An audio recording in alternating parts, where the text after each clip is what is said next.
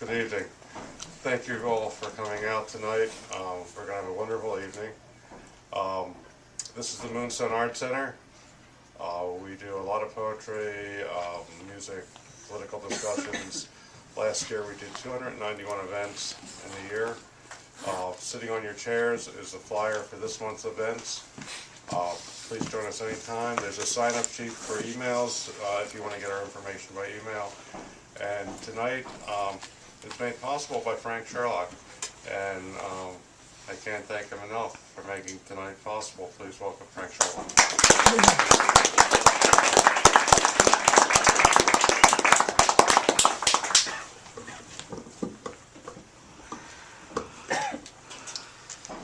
Thanks, Larry. Yeah, it's going to be a wonderful night tonight. We have Thom Donovan and Anne Waldman, who both have books for sale over here by the counter. So you're going to want to buy them once you hear them. We're going to start tonight with Thom Donovan. Thom Donovan edits the weblog Wild Horses of Fire, now in its 7th year. He co-edits On, Contemporary Practice, a print journal for critical writings and conversations about one's contemporaries. Thom also edits the web archive Others' Letters, featuring correspondence about contemporary practices across the arts, and co-curates, Thom does a lot of curating, the Project for an Archive of the Future Anterior, a live interview series and video archive concerning the imminence of possible futures.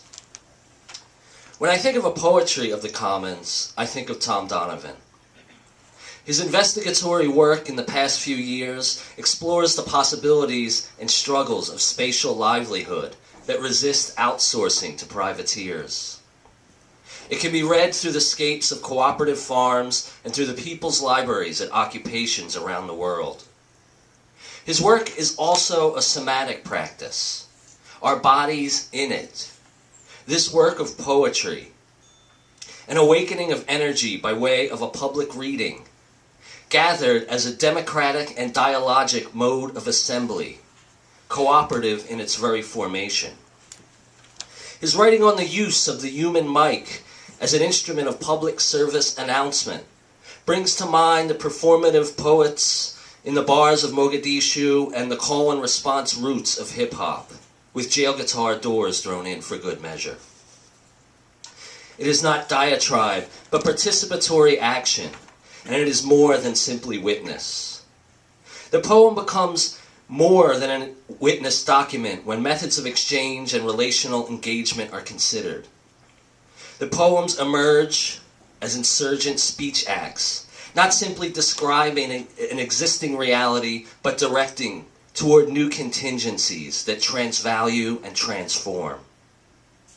Thom says of his newly released book on Displaced Press, The Whole, "The book I have in mind is a kind of model for forms of attention and exchange, for example, distribution, that already exist and which can be dramatized and focused through a book's form.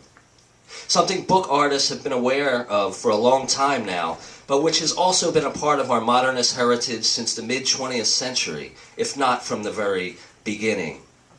Think of certain movements of Zukofsky's A, for example, or Williams's Patterson. The book as a site for our sociality, our socialism. The book as a site for the examination of complicity, process, exchange. The book as a place where communal issues become shaped and reshaped.